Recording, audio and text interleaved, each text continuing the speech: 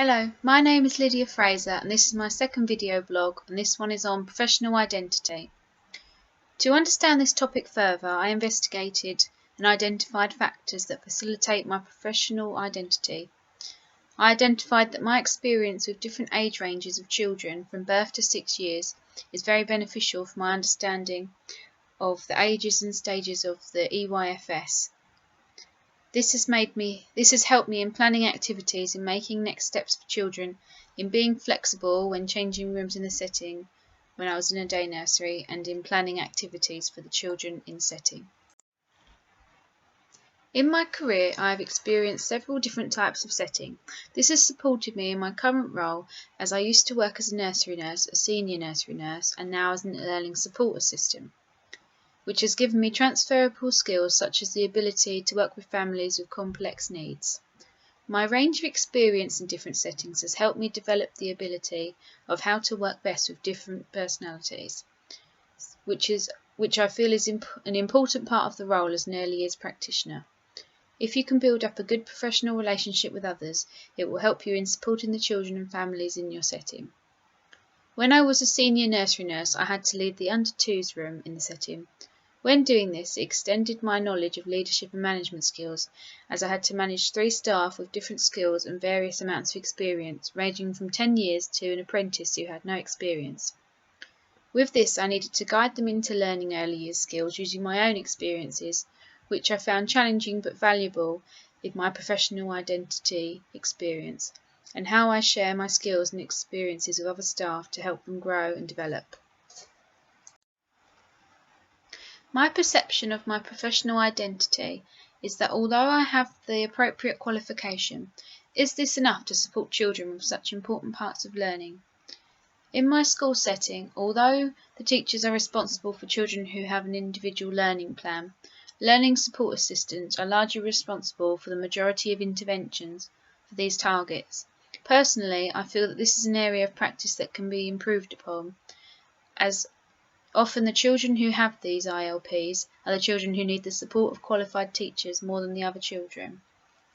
I am committed to my role as an early years professional, and I keep up to date with recent initiatives by researching online or discussing my role with others to develop not just from my own views but other people's experiences, seeking their views and expressions. However, practitioners' commitment can cause an impact on my work, as in my setting we share classes, so this can make the daily routine difficult to upkeep, or it can improve it depending on what learning support assistant is in that room with me.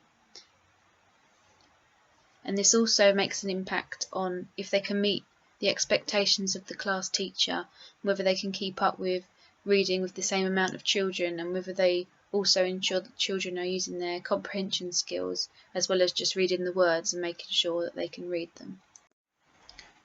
One of the challenges of my role is communicating with parents and carers effectively. When studying for my early years qualifications, there are many methods discussed on how to communicate with children's parents and carers, such as workshops or one-to-one meetings. However, there is less support on how to persuade and engage them in their children's learning, for example in attending these school meetings or events. The setting I work in has 2 sites, so there is a bus to each school. This has a big impact on learning support staff, as we chaperone children on the buses. Most days, every LSA member of staff is on the bus. This has a big impact, as it is an hour out of each day that the children are missing their learning. There is less time for LSAs to offer ILP support to children, or there is less time for reading support with these children, or any additional needs that they may have may not be planned for to be met because of this 1 hour on the bus that takes a lot of time out of learning support assistants' days. My setting has a large amount of English as an additional language children, and often their parents as well.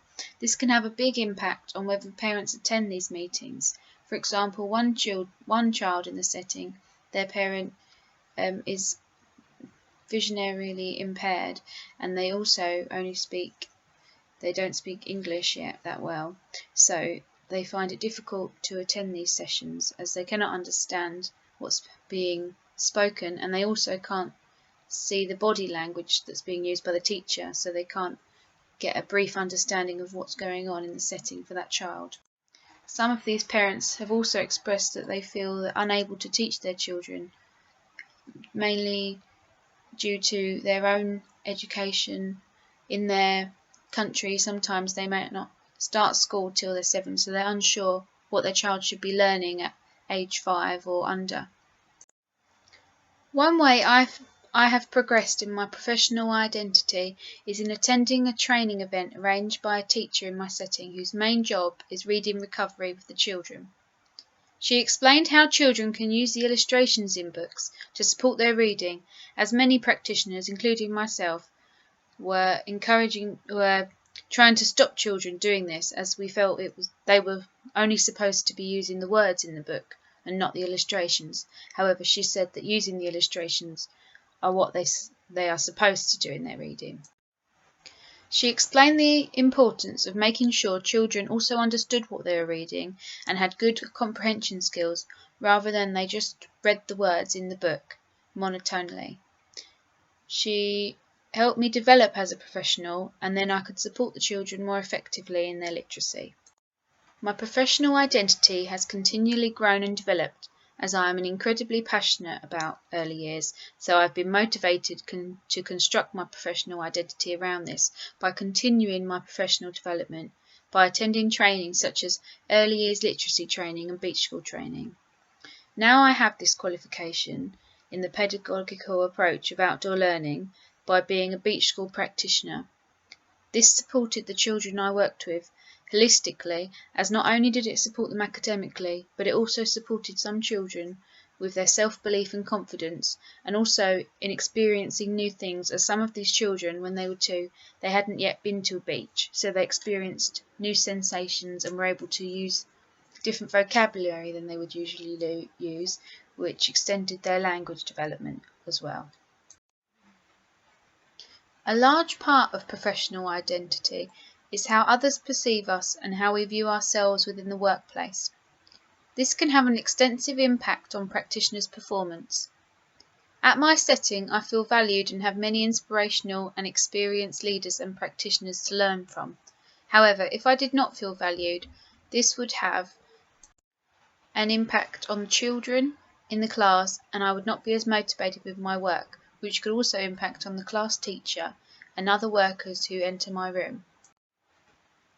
This is why it's crucial for early years settings to maintain good working relationships within the setting. This includes making good relationships with practitioners, parents and the children, and ensuring that these are professional relationships. This is so that all who attend the setting are working to their best ability and maintain the best that they can be, as your relationships with colleagues, managers, parents and yourself have an impact on how you feel and think day to day. So eventually it's important to try and work well with others to make sure that the holistic development of the setting is not compromised. One way I would improve on my professional development is by having an experience in a school for children with additional needs. This is because I currently am providing one-to-one support for a child with severe learning difficulties in the setting for the whole school day. Although I feel this is one of my strengths, as I have a brother who has autism, I have never seen other practitioners supporting children with learning difficulties, and I feel that this would help me gain some methods that I could use with the child to help with their development in the setting. In conclusion, professional identity can help be maintained by having an understanding of where you want to be headed. For example, this is why I chose to complete my foundation degree, as if you know where you're heading in your career, it will help you with your professional development. This has helped me continue to be motivated, and I'm currently enjoying my work in supporting children and their families. Thank you for listening.